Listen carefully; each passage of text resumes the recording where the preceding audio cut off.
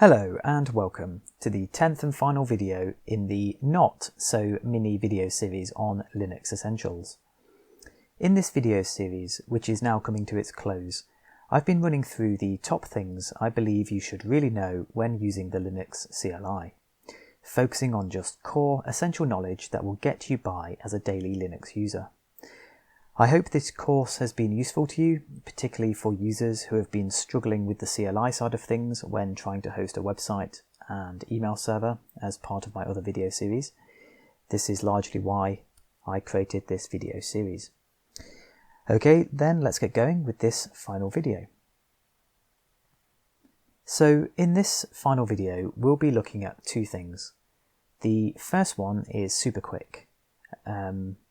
As I'll be pointing you to one of my existing videos. In fact, I'll be pointing you to two of my existing videos, which describe how to make the process of connecting to an external server super secure and super quickly.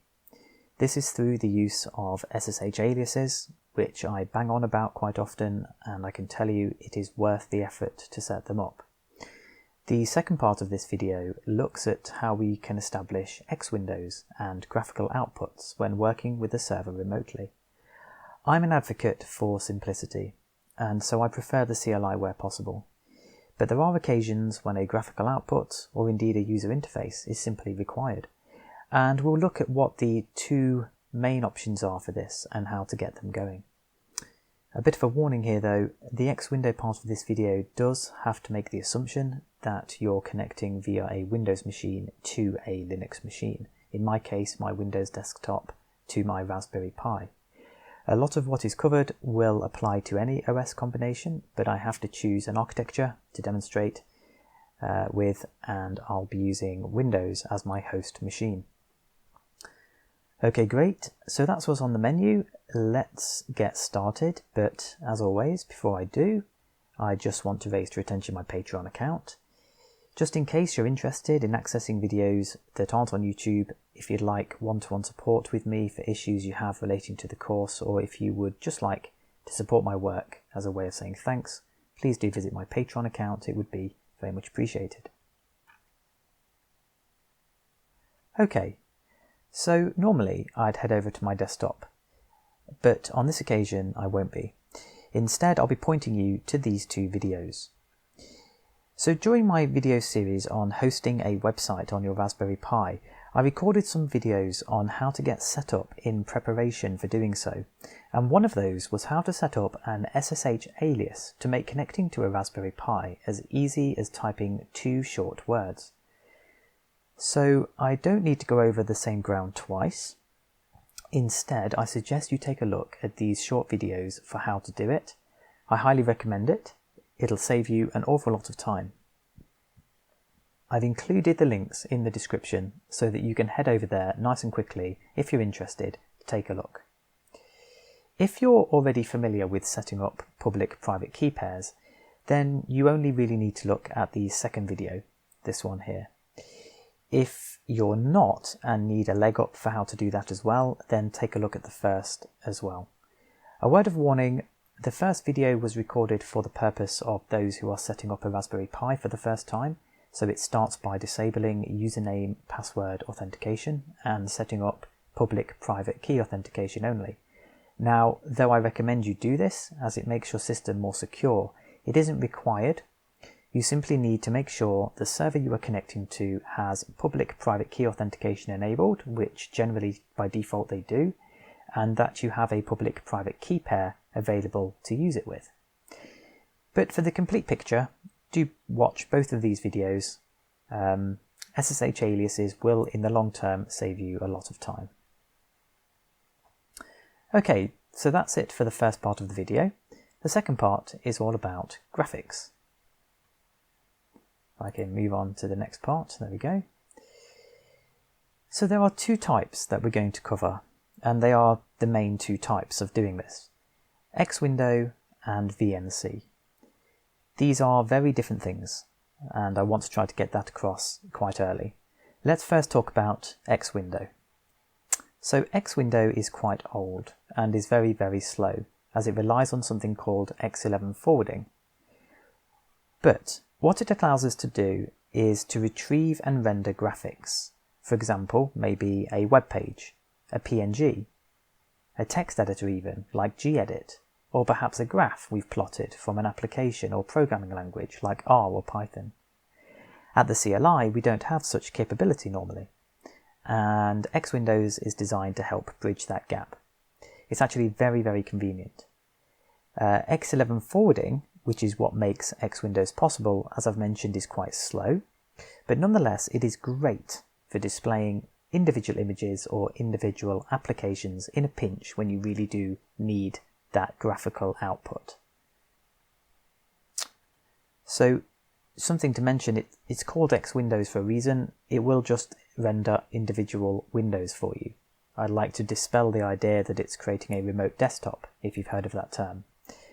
It will just render the image or application, not the whole desktop. So let's now briefly talk about VNC before we get into the practical side of things. VNC is a system that allows you to remotely control another computer, also known as a remote desktop. You get a full session available to you, as opposed to just one X window, which you get with X11 forwarding, and it is much faster as a user experience. So both of these approaches are highly useful. In many cases, you don't want VNC. You just want to render an image or an application very quickly, in which case X11 is definitely what you should reach for, as it's very useful.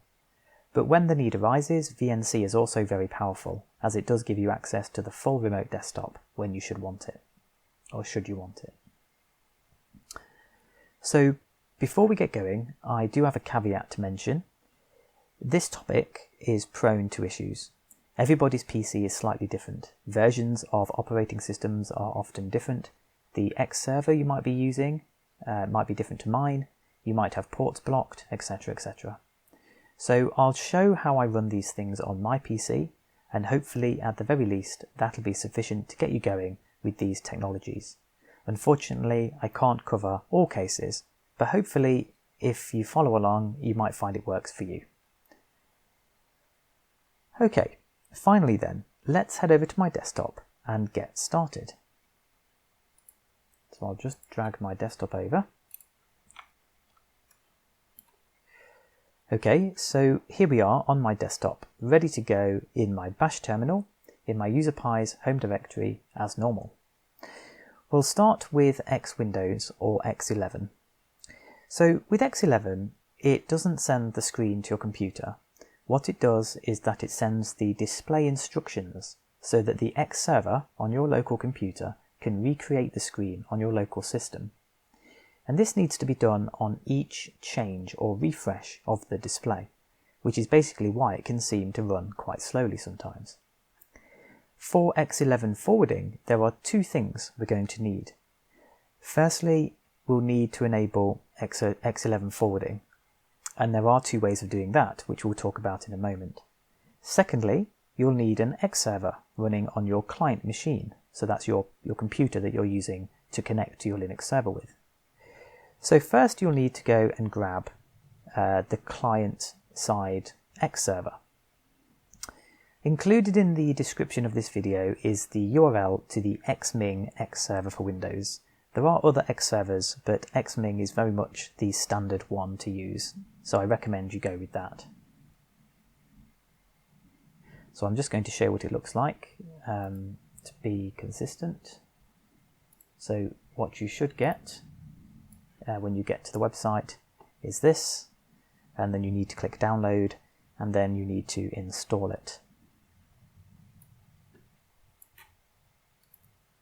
Okay. So what I'm going to do now is I'm going to run that application, assuming that you've installed it, and I'm going to show you what the setup looks like. So when I first launched the application using something called xlaunch, I get this screen. Throughout this entire process, I can actually use the defaults, but we'll just run through it. I'm going to first select or keep selected multiple windows, click Next. I'm going to select Start No Client, which is what it's set as default. and I'm then going to go through this screen again as default and click next and then finish. So I've gone through the entire process of the xming setup there and just basically carried through with next, next, next until I got to the end. Okay, so now that I've done that, I'll have X server running on my computer. It should be running now in your system tray, so if you go and look in your system tray, you should see the xming icon. And you can now basically forget about it from this point forwards. The server should just be running. Now let's talk about X11 forwarding, the other part of the puzzle, now that we have the server running. So with the server running, we need to make sure we have the X11 forwarding enabled in order for the server on our PC to pick up the instructions from the remote machine, in my case my Raspberry Pi. It's actually very easy to do this, and it depends on how you connect to your server as to how you should do it. For me on Windows, I use PowerShell with an SSH alias, as it's just so ridiculously convenient, but some prefer PuTTY, for example. I'll briefly explain PuTTY, and then I'll demonstrate the PowerShell approach, as that's what I'm going to use. With PuTTY then, you can enable X11 forwarding by going to the connection menu. So on the left hand side of PuTTY there'll be a connection menu, and then go to SSH, and then you just need to tick X11 forwarding. It's that easy. Just make sure for that session you save it. Whatever change you make, go back to the session menu and save your changes to that session so that you don't lose them. This means that when you next use PuTTY for that session and you run it, it'll be running an SSH session with X11 forwarding enabled. With PowerShell then, so here I am on the desktop. I haven't done anything yet, but I have my PowerShell open.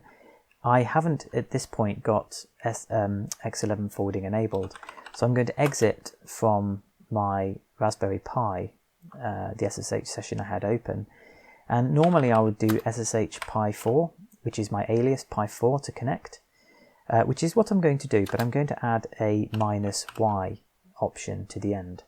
That's the only difference, and that is going to enable the X11 forwarding. Press enter. Okay. So now that we've done that, let's confirm it's working. Let's confirm that we can indeed open a graphical window on our desktop computer through the CLI, something we've just not been able to do to date. Let's do this as a demonstration using a text editor, which is a nice example. I prefer gedit over Emacs, and these are often the two text editors that people tend to use. I don't mind which one you use, but I'm going to install gedit. So sudo apt-get install gedit. Again, I'm only installing it because I know it's a graphical interface text editor that we can prove this is working with. I actually already have gedit installed, but if you don't, that's what you need to do. Okay. So hopefully now with an X server running on my PC and with X11 forwarding enabled for this PowerShell session, when I type in gedit, it should open a gedit window, which it has, just off screen, so I'll just drag it over. Okay. So let's just, I don't know, hello world. I hate to use that, it's a bit obvious, but there we go. Hopefully you can see the power of this then. This window has been generated through X11 forwarding. So we've got a graphical interface through the CLI.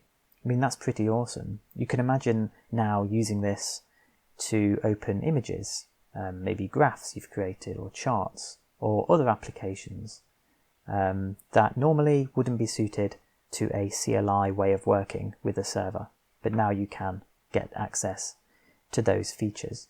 It's important not to overuse Xwindow. Like I say, it can be quite slow. You don't want to use it as the main productivity tool, I don't think, for how you work. I mean, you could do if you want to use a text editor like this all the time, but I'm not sure it's a great idea because it isn't particularly fast. But there you go. That's how it's done. It should open many doors for you as a CLI user. Right then, let's move on now to the third and final part of this video, which is to look at VNC. So I'll just clear my screen to kind of clear what we've been doing so far with Xwindow to start afresh. Okay, as mentioned, VNC is a system that allows you to remotely control a server. It relays your mouse and keyboard inputs to the remote machine as though you were physically sitting in front of the system you're connected to. Similarly to Xwindows via X11 forwarding, we'll need to set up a couple of things to make VNC work. Firstly, we'll need to install a VNC server on the remote machine. So in this case, for me, I'll need to install a VNC server on my Raspberry Pi. And then I'll need to install a VNC client on my local PC, so you'll have to do the same. So you can see it's already a little bit more complicated than Xwindows. You need a VNC server running on the remote machine, and that needs to be actively running, and you need a VNC client running on your PC. After you've got that, we'll need to consider the security of the connection, and I'll show you how to do that using an SSH tunnel. So this all sounds a little confusing. It's actually not that bad, and once it's set up, you've got it set up and you can just start the client up on your local machine and get going. So first, let's get a client for your local machine, similarly to how we did for the X server for Windows previously. In the description to the video, there is a link to an application called Tight VNC. It's free to use, so go ahead and grab that. Just to make sure you've got the right one, I've got an example here of the website. So this is where you should be getting your application from. Get that installed. Now on the remote Linux machine, we need to install a few bits as well.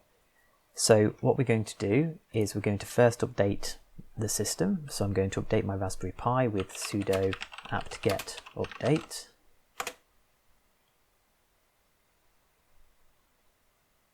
I'm then going to install a few packages. So do as I do, sudo apt-get install xfce4 space and then xfce4 hyphen goodies, goodies.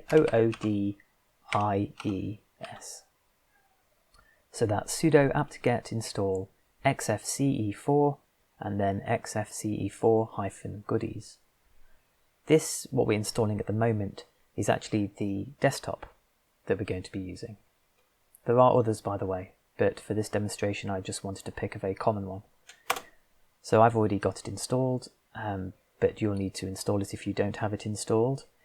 Next, let's install the Tight VNC server. So sudo apt-get install Tight VNC server. Press yes when prompted. Now, when we're prompted in this process, we can select the default graphical interface. We are going to be asked what graphical adapter to use or interface to use, and we can just stick with the default one. And we'll also have to provide a password, I believe. So let's do this. Let's run VNC server. Here we go, password. It doesn't really matter.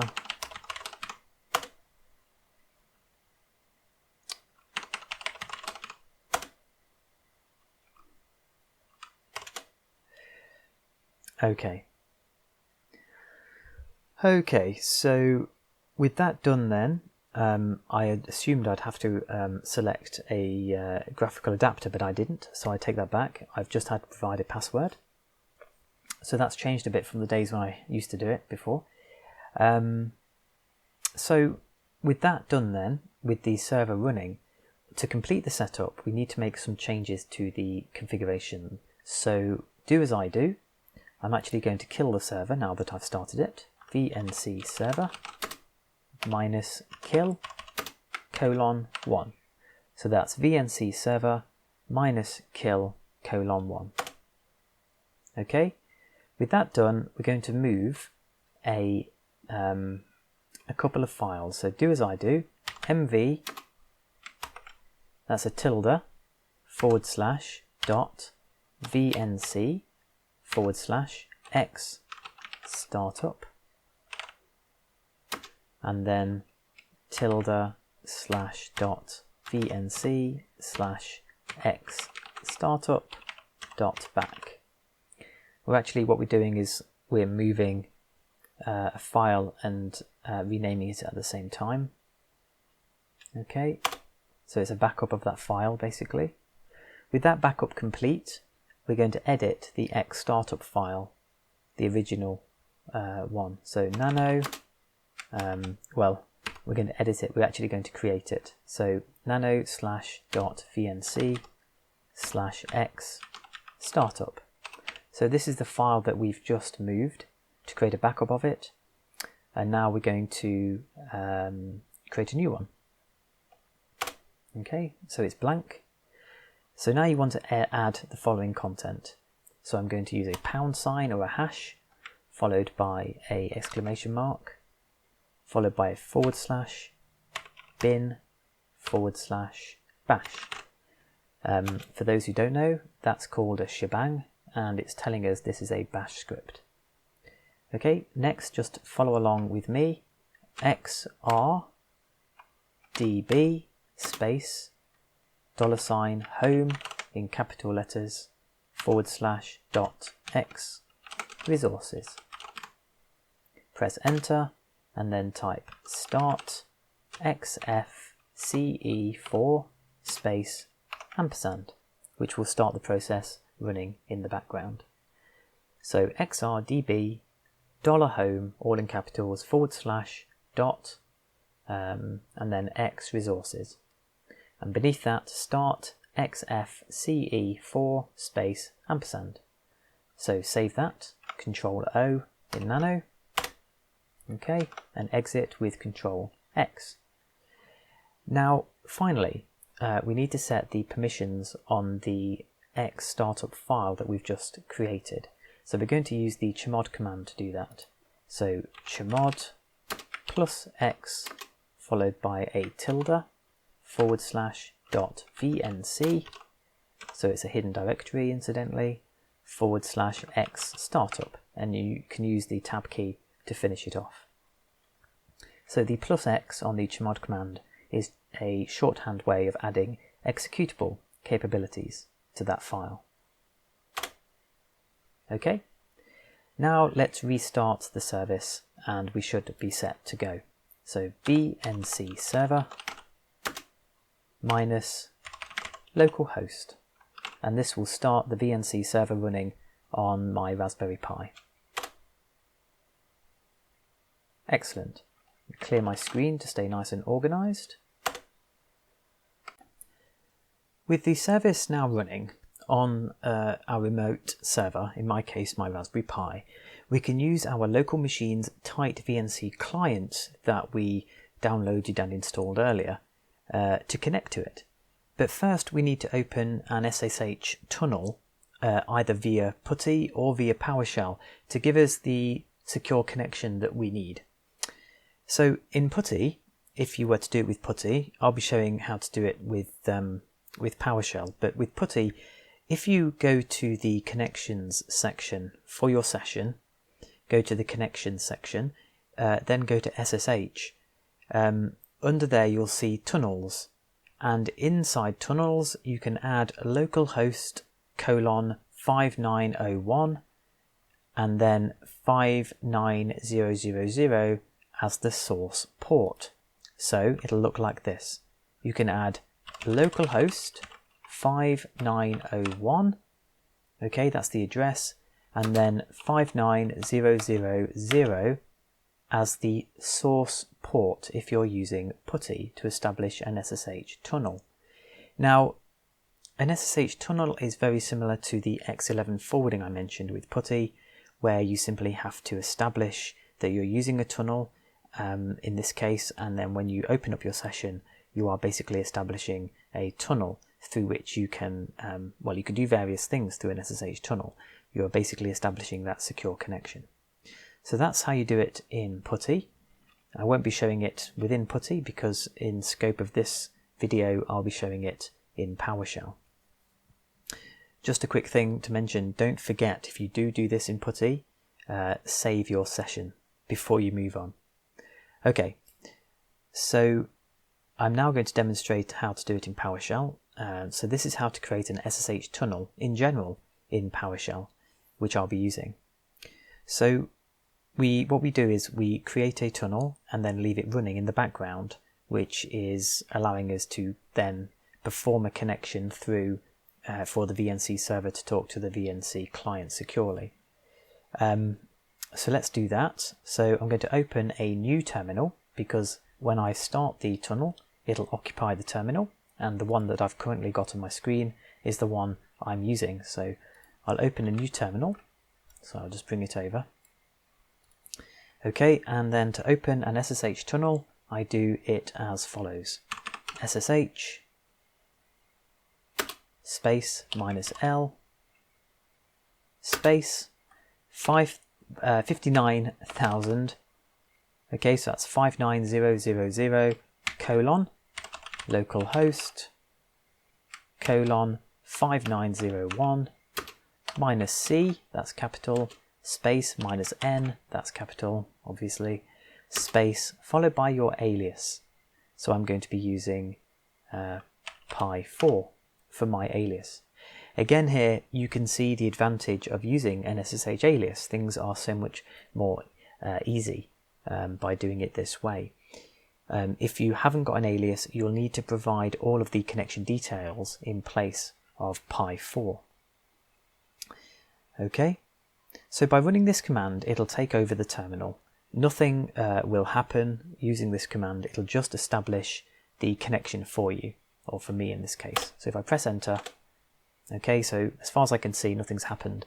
But what has happened in the background is I now have an SSH tunnel between 59,000 and 5,901. So that's remote and local port mapping. So you don't need to worry about these numbers because these are the default ports as it's been set up, which is why I'm not really laboring these points. Just by knowing this and having it in your history is all you need really to establish the SSH tunnel. And once done with your VNC server running, our VNC client should be able to talk to it. So let's find out. So if you open up the tight VNC viewer on your local machine, which I'll do off screen now, let's have a look. Okay, tight VNC viewer, there we go. And in the remote host box, you want to connect to localhost colon 59,000. So that's the remote host you're connecting to, which you'll notice is also the same as what we've established for the SSH tunnel. Okay, so with that in place, localhost colon 59,000, no spaces, just click connect. Right, so what it'll ask you now is for a password. The password must match that which you entered previously when you set this up. So I'll enter mine, press enter, and I'm somewhat relieved. It's been a long time since I've done this. You can see here I've got the tight VNC viewer open, and we've basically got a remote desktop, which is exactly what we wanted. So as with a lot of desktops in Linux, we can right click to do many things. For example, we could open, let's have a look, we could open LibreOffice, or I could open a terminal, and then just for fun I could open gedit, which we did through the X window previously, and now we've got it working. So strictly speaking, of course, this is not Linux CLI, which is what my video series is all about, but it is still very useful to know how to do this. Through the CLI we can establish an SSH tunnel and by having a VNC server running and a VNC client running, we can establish a remote desktop. And if this is your preferred way of working on a Linux server, then fantastic, go for it. The software will save the state of your desktop, so it'll be persistent, which can be useful. So that's it really. So that's going to bring to an end this video, and indeed this video series on Linux Essentials. I recorded the Linux Essentials video series to help people who are viewing my video courses on hosting email servers and websites to better understand the CLI. So I hope that's helped with that. It's a bit of a distraction actually doing this course. I wanted to move on to other things relating to the website development, dashboarding, and most importantly, how to run a continuous integration pipeline for WordPress, which I think is quite an interesting topic. So with this video series done, I'll be moving on to those other things. So thank you for watching this series. If you found it useful, it would be very much appreciated if you could like this video, subscribe to my video series, and if you'd like, visit my Patreon account. Okay, thank you very much, and I will see you in my next video series.